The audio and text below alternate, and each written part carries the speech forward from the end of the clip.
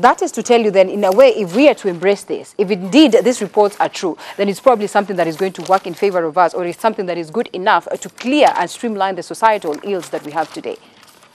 For me, what I can say, this Huduma number is not a bad idea. But my question is, what are the dangers of this Huduma number? Yeah. Because it's like a card. The way I understand it, because no one even involved the public participation for us to understand what we are getting into. We are just getting into it blindly without knowing what we are getting into. I'm asking myself so many questions. Yesterday, President Uhuru Kenyatta talked about how the numbers, the police officers, the ghost police officers. My question is, this is Kenya, where we have IT experts who are jobless. They don't know what, they don't have what to do. You can even have your phone and someone has all your details, you end up someone withdrawing your money from your phone and you have it, and yet you don't know, because they can hack anything. With this Huduma number, me, I'm feeling it is not safe for us. And there is something cooking in front here. Inakuja time utasikia bairo ya kujaza hizo form ilinunuliwa 10,000. Probably lastly on that, I allow me to ask this question. I think this is something that is very important that we need to raise. And you know, we highlight some of the key countries that have successfully implemented as such, you know, and it has worked in favor and it has worked for the good of these particular countries. We're not, of course, outruling the likes of US, Europe, Australia, you know. I mean, this has worked perfect for them.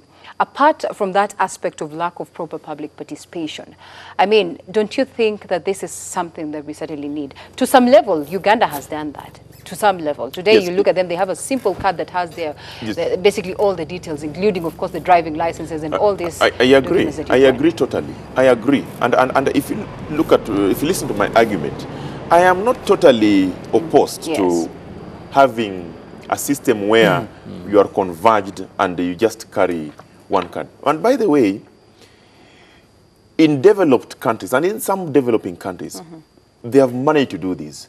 We would want to see a situation in Kenya where I only have one document that I can produce at go.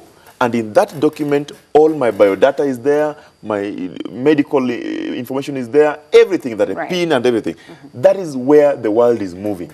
In fact, very soon we'll be moving from that card to microchips. So, because that's where the world is moving. We don't need to work with the cards. Money has been cashless. Why do we need now to transact using card? We are moving from cards. But I get a bit jittery when the government says that they are trying to amalgamate. At the same time, they're telling you, you will need the same card and number to get a document that otherwise can be in the same system. So that is the problem we have. But if we are to progress and have this discussion and make it efficient, then the government should go back, involve the public, educate them on the issues, on the benefits, and then roll it out effectively. You don't need to go and parade political leaders to endorse it. What they need to work with their grassroots and regional leaders and tell them, this is what you need to tell your people, these are the facts, these are the lies about it, these are facts about it. Publish, use the media effectively so that the people can learn and then absorb this process. Allow me to take this call then, Frederick, on that note. And Daniel calling us from Elgeyo Marakwet County. Eldama Ravine, that is it. Thank you, Mr. Director. Good morning. Morning. Morning to you. Habari asubuhi. Nzuri sana. Okay, umeamkaje? Nimeamka salama, labda nyinyi. Tuko wazima. Okay, I would like to start. I would like to start by urging you that next time when you are calling this analyst, their characters, because you know I'm a great follower of your morning talk shows, and at times when you hear someone talking recklessly, like the one is talking about and I know this, that's what you know. It makes the program go down, you know. It makes me lose an interest. Now, that one aside. Two, about the issue of Huduma number. Okay. I was skeptical about it when I about it. I realize that there is nothing sinister about it, because if for example, NHIS, we are talking of birth certificate, we are talking of ID number, will be collapsed into one number, then it will even save my.